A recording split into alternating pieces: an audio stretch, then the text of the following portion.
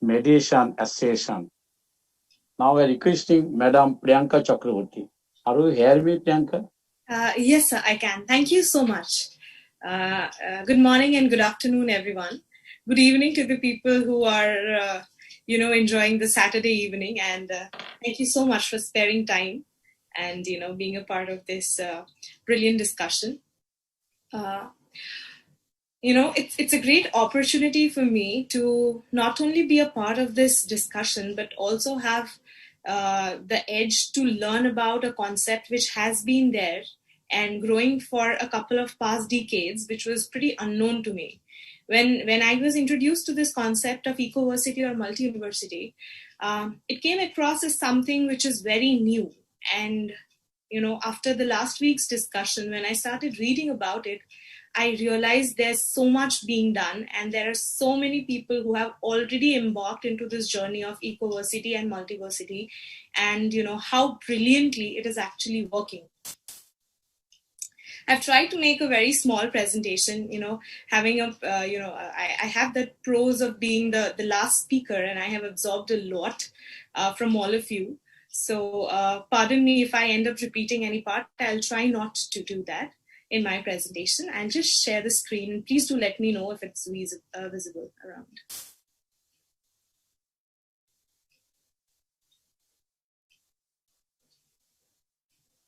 Is my screen visible? Yes, we can see. Okay, great. Thank you so much.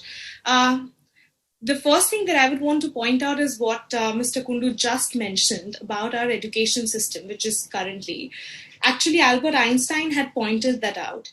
If you judge a fish by its ability to climb a tree, it will spend its entire life believing it is stupid. Unfortunately, this is what is happening with the current education system, where we have a perfect set of rules and regulations to give exams, a perfect set of mentoring, curriculum. And I heard this term coming across a lot of times as well in our discussion today, that we are producing, lawyers or producing mediators. Unfortunately, it's only industries that I know can produce things. I don't see education to be an industry where we require to produce somebody of a certain, a particular profession. But that is what is happening.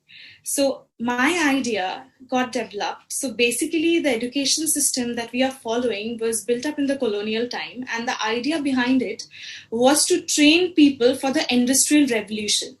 So, when you are in a class, you are asked to keep silence. You are not allowed to speak.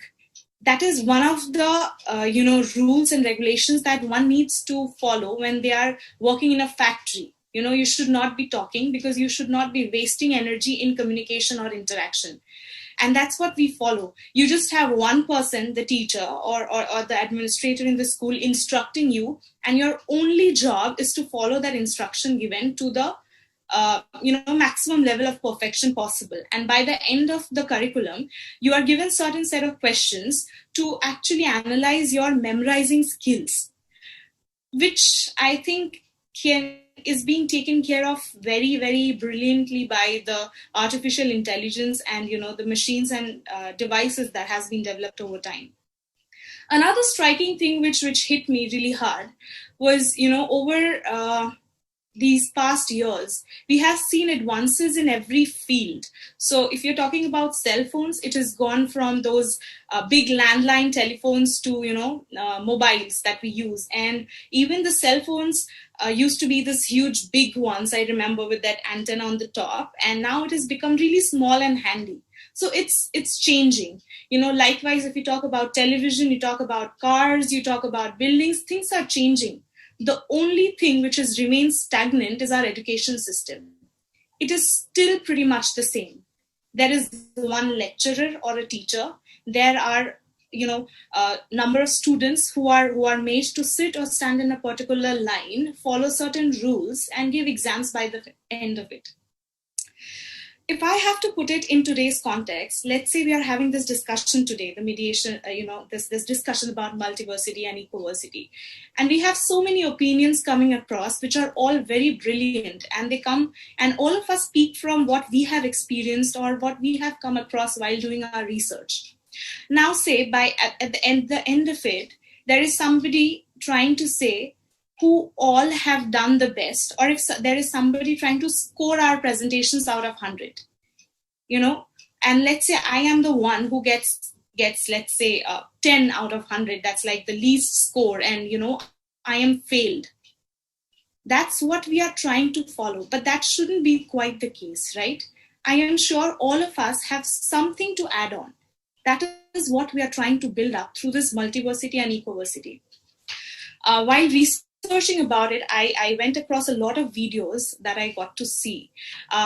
One extremely interesting one that I saw was of Mr. Jain. And what he said, so he has started this multiversity called Swaraj University in India. What he said in one of these was very striking to me. So he went across and asked, this farming company, which is coming up with this latest technology, as to how many varieties of rice they are actually cultivating at this current time. And that farmer said that they have approximately 90 varieties of rice. So, I was really perplexed, honestly, being from Bengal and, having rice as my main staple meal. I know about only 2-3 varieties of rice. And then Mr. Jain pointed out that, before colonization, India had a minimum of 114,000 varieties of rice. So you understand that from 114,000, we have been brought down to just 90. And in current times, when I am somebody who eats rice every day, twice a day as my meal, I don't even know, just even 2 varieties of that name. And I am educated, I am a master's degree holder, I don't even know what I'm eating. So I know a lot of times it might come across as this is not important or not relevant, but I think if you look at it in a holistic purpose, everybody needs to have a complete idea of the life they are leading. It need not necessarily be about the only subject you have to learn about. It has to be spiritual, it has to be intellectual, and it has to be more social and human. So, moving on to what I understood of the present education system that I have put up is, so this system is more mechanically engaged, and the tasks through institutions are expressly set up decades ago to destroy the creativity and identity. I remember in my class, in my school times, we had this friend of mine called Kasif, and he was a brilliant artist. Okay, he would draw pictures and he would draw this high-tech vans that could be made, but he could never score well in maths and science, and so he failed 3 classes, and probably he felt really bad about those failures. I can't even imagine if we could have nurtured his artistic skills. What a brilliant person. I'm sure he must be doing really great. I'm not in touch with him to know that, but it somewhat felt like unfair to let go of somebody's creativity to learn something that you're supposed to be learning. Secondly, what it does is it makes us doubt our innate abilities and interact with our environment, to question our inherent worth and, kind of disregard the beliefs and traditions that we have had inbuilt in us, in our systems. If I'm not wrong, I got referenced about a lot. In a lot of places, people have talked about how they learned from their grandmothers and grandparents, specifically so. Because they did not have those formal education. We term those people as illiterate, but they were way more wise than we are in current times. They led a life which was completely waste free. They reused every bit of food. There was no food wastage, at least in my household, I can let you know. If we have potatoes, we also have things made out of the potato peels. So we don't throw that off. Or we put it in a decomposition pit. So that's how, and I learned all of these because I have seen it in my family running, in my, through my grandparents and my mother and everybody else. So also the current education system, another problem that I see is an imposition of compliance at every stage. So you have to comply by the attendance. Honestly speaking, I have been in academics for a very less amount of time, but I have seen if your class is interesting, your students will come across. You will not have to make compulsory attendance. You will not have to do that because they are interested and they are wanting to learn. Another huge problem is We are trying to homogenize the values. So we are kind of selling degrees.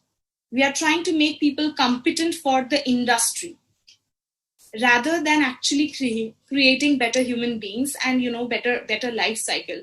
So instead, if we think that we can create a society, with the Ecoversity is saying, if you create an Ecoversity where you create jobs and you have people who have better possibility of employing others than being employees themselves, it'll actually become much more holistic. And interestingly enough, there are societies like that. One big example is that of Auroville in Pondicherry. It is a small piece of land in the southern east part of India. I got to know about it very recently. I did visit it, but I never knew how remarkable that entire project is. They have created this entire society where there is no religion they follow, there is no law that they abide by, and there is no currency that they use. There is this entire society made of people from different places with different different region, religion, everything, and everybody is living in harmony. It's a brilliant thing. So if we are talking about how successful it might be, I have to say it is there and it is successful. We just need to take that leap of faith and start working on it. So more so, this educational systems is a vast recruitment ground. I completely agree to that. When we are studying, if I have to put an example of engineering degrees, more so because recruitments in engineering is larger in its quantity. So in the third year of engineering colleges, people end up just talking about placements. Nobody worries about if they are learning or not, if they are actually able to, if there's a mechanical engineer, if that person is actually able to do something when it comes to the core of his subject, that's not important. It's important to get a job. So education is becoming more like a recruitment agency. And you try to buy the certificate of the recruitment agency, which is more, sellable in that regard.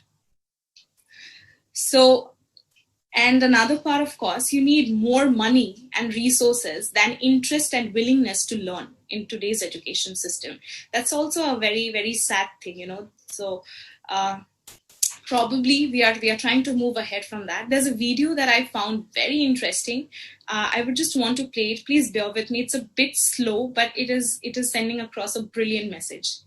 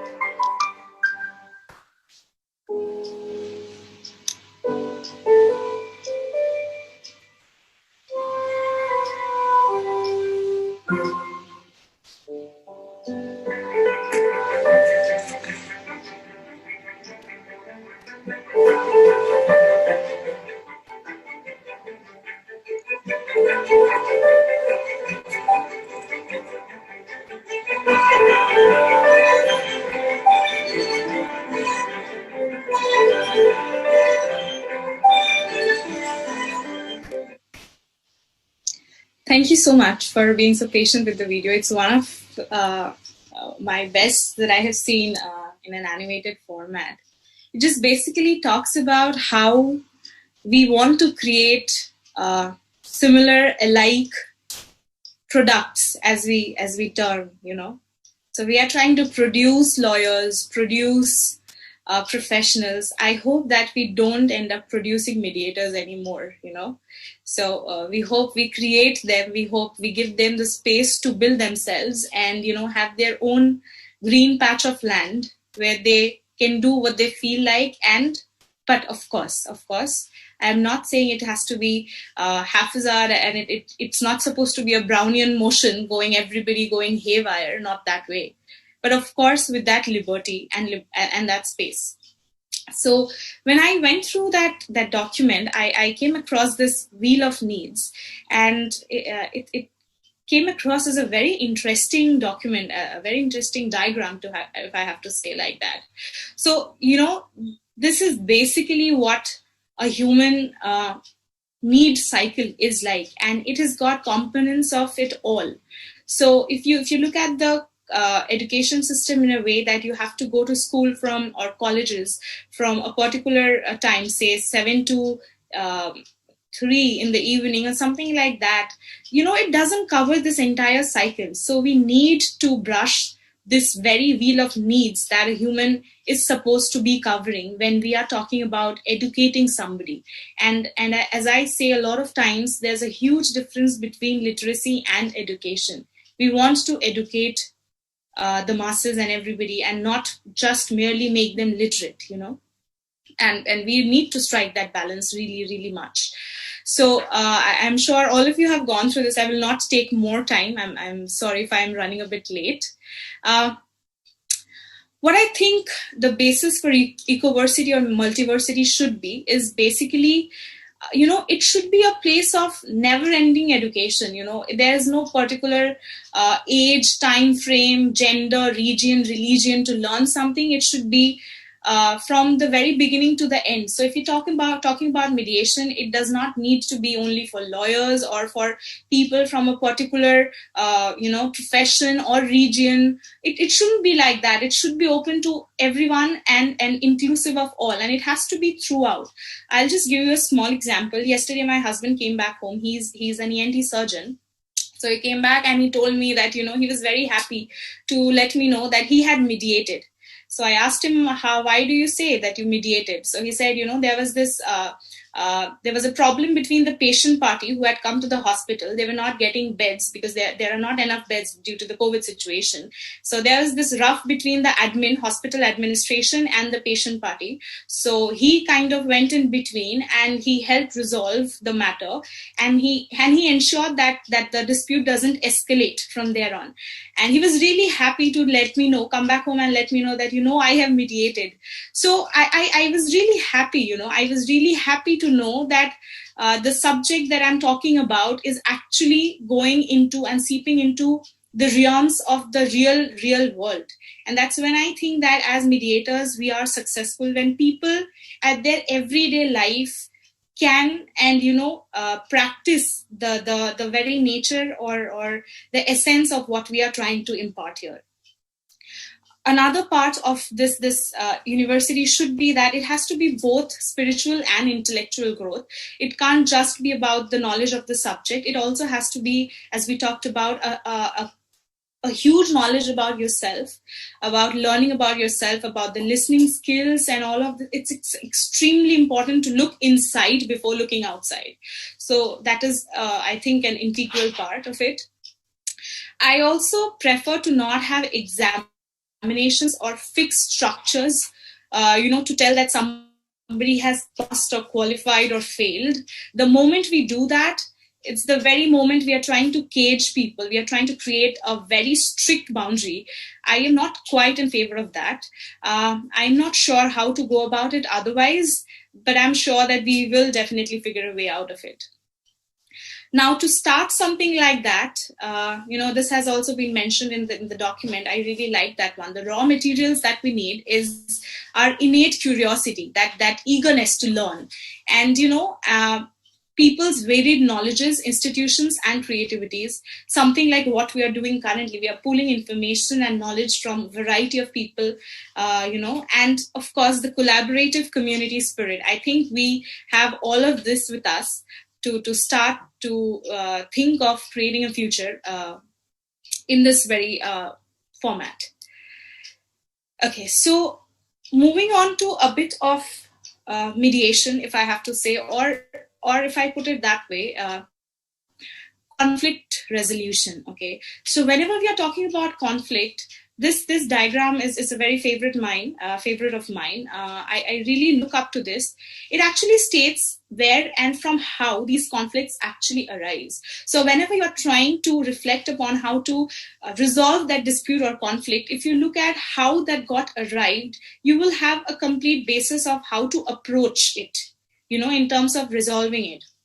So if it's a data conflict out of information or something like that, if it's a relationship on value, it's created or caused externally.